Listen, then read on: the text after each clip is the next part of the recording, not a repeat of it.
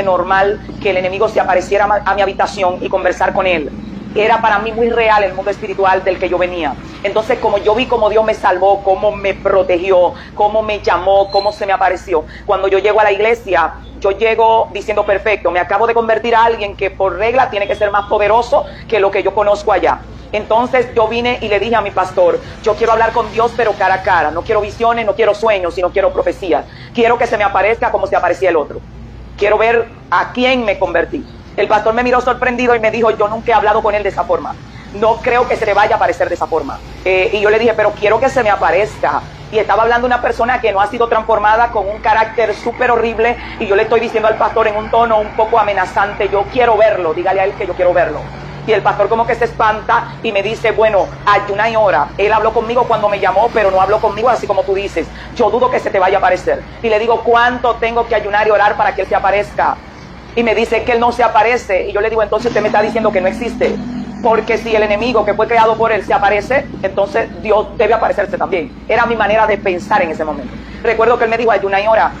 Llegué a mi casa así con la fe de un niño, con el desconocimiento de alguien que acaba de llegar. Y le dije al Señor, voy a comenzar un ayuno hasta que te aparezcas. Si estás vivo y existes, te me apareciste en visiones, en sueños, me devolviste la vida, ahora yo quiero verte. Y comencé un ayuno de 40 días hasta las 6 de la tarde, tirada en el piso llorando, y mi única cosa era, quiero verte, quiero saber quién eres y quiero que me des la oportunidad de ser tu amiga. Y fue algo fuerte porque me desmayé muchísimas veces. Mi familia en ese tiempo, que ya yo había ido a vivir a la casa de mi madre, dijo, se volvió loca, me querían tirar la ropa para la calle, se va a morir de hambre, la encontraban desmayada en cualquier lado, por el nivel del ayuno, no estaba acostumbrada a ayunar, y me paraba del desmayo y decía, ¿me dieron comida? No, no te hemos dado comida. Digo, gracias a Dios, porque no se me ha aparecido todavía. En el lapso como de 21 días de ayuno, estoy llorando, diciéndole, no soy más que el peor pecador que hay en la tierra. Mi vida es un desastre, pero quiero verte y quiero que te aparezcas, y no importa si me matas o no me matas, pero aparece. Era mi oración. De repente yo siento que la puerta de la habitación se abre, y cuando miro hacia atrás veo, fue lo que vi, una bata blanca y unas sandalias, y yo casi me paralicé y escuché esa voz que me dijo, me llamabas, y no tuve el valor de voltearme, solo sé que bajé el rostro y dije, Señor, ¿qué tengo que hacer para ser tu amiga? No tenía valor para mirarlo, seguía mirando su sandalia y su bata, estaba totalmente despierta, y sentí la mano que me tocó el hombro y su voz detrás de mí, y yo dije, bueno, de esta me muero, fue lo que pensé. Y él me dijo lo que tenía que hacer. Me dijo, tienes que perdonar, tu corazón está lleno de odio, tienes que sanar, sobre todas las cosas tienes que amar, y tienes que aprender a tener un corazón limpio, y luego de eso hablaremos de ser amigos. Y el Señor comenzó durante un año a visitarme todas las noches y a instruirme, a decirme qué hacer, qué no hacer, cómo funciona su reino, cómo no funciona. Para mí algo normal, porque cuando yo estaba en el mundo, desde que yo era pequeña, el enemigo duró un tiempo instruyéndome. Llegaba a mi cuarto permanentemente para decirme cómo funcionaba su reino, cómo tenía que llamarlo, cómo hacer las cosas, qué hacer y qué no hacer. Y para mí era algo normal. En ese tiempo a él yo le decía a mi padre, porque la primera vez que lo vi yo tenía 4 años y él se presentó como mi padre, y yo llegué a creer que era mi padre. Luego que yo abro los ojos, cuando los demonios comienzan a atormentarme a los 6 años, que ya yo vi que no eran buenos y que no era mi padre y que nada por el estilo de lo que me habían contado de ellos, sino que eran malos conmigo, me atormentaban, abusaban de mí, me golpeaban, y era algo tan fuerte que a veces a mí me dejaban acostada en la casa con todas las puertas cerradas, y yo amanecía en la calle y nadie sabía cómo yo había salido a la calle, pero los demonios me sacaban de la casa. Cuando yo nací, mi mamá fue donde un brujo, hicieron un sacrificio de sangre, me bañaron en sangre, me quitaron la ropa, que para protegerme, porque desde que yo nací llegaba una cosa a la casa arrastrando una cadena, que mi mamá hablaba de esto, y era un perro gigante, que él decía que era un bacá protector, que estaba asignado a cuidarme, hasta que yo creciera y pudiera ejercer el ministerio de magia negra. Entonces, como eso estaba pasando alrededor de mí, yo no paraba de llorar, y mi familia estaba muy asustada con lo que estaba pasando. Mi cunita la volvieron un altar, alrededor habían cruces de colores, amarre por todos lados, para protegerme. Era que protegiéndome, yo no sabía lo que estaba pasando. Luego el enemigo decía que a mí me habían vendido, que yo le pertenecía, que en ese altar cuando derramaron sangre me sacrificaron a él, me entregaron a él, y me andaba reclamando y yo andaba huyéndole. Entonces cuando yo vengo de allá para acá, para mí el mundo espiritual era muy real. Yo le decía a mi pastor, en cualquier momento yo voy a predicar en el aire, porque es que este Dios es demasiado poderoso. Para mí era hacer una comparación de lo que yo había visto allá, y decía, si Dios es más poderoso, pues aquí esto tiene la gente que volar. Literalmente tienen que volar de día, porque si para allá se vuela de noche, pues nosotros vamos a volar de día. Era lo que era mi fe o mi manera de creer en ese momento. Y claro, en la iglesia cuando yo llegué con una fe muy fuerte, luego que Dios transformó mi vida, comenzó a hacer cosas muy poderosas. Se encargaron muchos hermanos en la iglesia de bajarme esa fe y de encajonar mi fe a un patrón para que yo dejara de creer, porque yo decía, pastor, es que para Dios llevarte a predicar a Puerto Rico solo tiene que darte un toque, tú te apareces allá y Él vuelve y te trae, y eso es algo sencillo. Y la gente trataba de sacarme esa idea de la cabeza. Y para mí era totalmente creíble. Como consecuencia, esas cosas comenzaron a pasar conmigo. Y pasé una persecución tan fuerte que le lloré a Dios. Le dije, quítame el don de profecía, quítame el de visión, no me lleves a ninguna parte, quítame todo esto, yo quiero ser un ser humano normal. Y lloré mucho tiempo por eso, porque en la misma iglesia me hacían sentir que yo no era normal. Que no era normal. Una de las experiencias que tuve, en una ocasión estaba orando con una compañera que se llama Evangelista.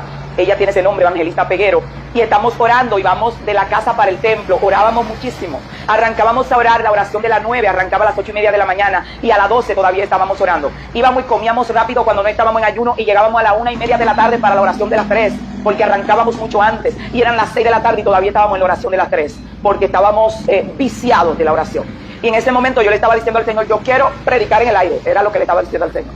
Y se burlaron mucho de mí en la congregación, y un día voy llegando con Evangelista a la iglesia, y cuando vamos, antes de entrar a la puerta, yo siento que me elevo. Cuando siento que me elevo, miro hacia un lado y le sujeto la mano a ella, y cuando ella ve que yo me elevé, ella me aló hacia abajo y me dijo, ay manita, de por Dios, te van a quemar viva. Y me entró para dentro de la iglesia rápido y comenzó a llorarle a Dios, a decirle, quítale esto, olvídate de que ella quiere que predicar en el aire, que la van a matar.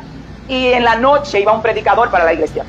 Y como los hermanos se habían burlado tanto de mí, ella fue y le dijo a la pastora, mire, esto se lo voy a decir a usted, pero no se lo diga a nadie. Estaba como a este alto, a pleno sol del día, iba a volar, algo la levantó y ella me agarró de la mano y yo me espanté muchísimo. Y en la noche el predicador me señala y dice, yo quiero que tú vengas acá, y me paro adelante.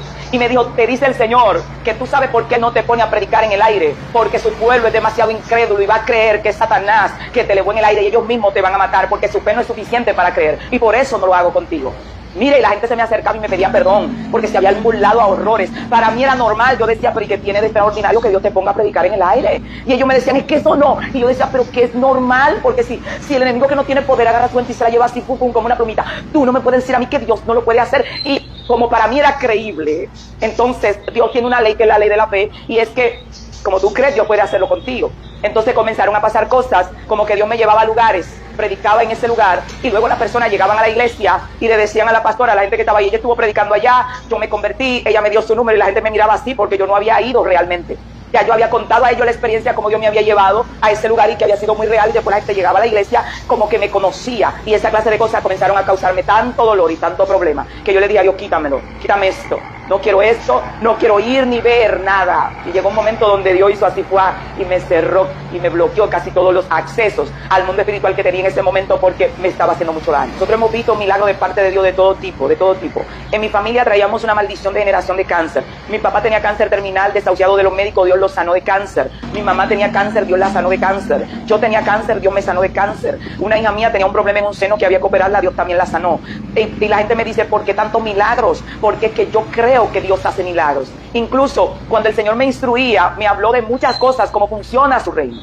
Él trató de enseñarme. Claro, cuando yo me convertí, el enemigo arrancó la cacería, quería matarme, decía que yo conocía demasiada cosa de su reino, que le iba a hacer daño, y que yo no podía venir con esa clase de conocimiento a este lado. Entonces cuando yo llego al Señor, el Señor me trasladaba constantemente y me decía, Beatriz, aquí las cosas funcionan así.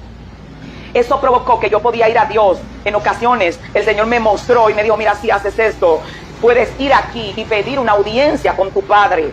Y cómo funciona Dios como juez, cómo funciona como Padre. Hay cosas que Dios me comunicó que no puedo comunicar, pero muchas cosas podían cambiar si el hombre lo podía creer. Lo podía creer. En una ocasión me mostró una llave y un gran almacén, y en ese almacén había de todo. Me trasladó allá arriba. Digo, Señor, pero esto parece una sucursal de la tierra, solo que aquí hay de toda clase. Ahí había muchas casas, mansiones, jipetas, dinero, de todo lo que usted podía desear en la tierra estaba en esos almacenes inmensos. Y me pasa una llave, y cuando yo agarro la llave que voy a abrir el portón, él me dice, esa es la llave, y la gente que tiene esa llave puede entrar al almacén y llevarse lo que quiera. Yo lo miro y le digo, lo que quiera. Digo, sí, lo que quiera, me dice. Y yo le dije, ¿y cómo yo consigo esta llave? Él me dijo, esa es la fe.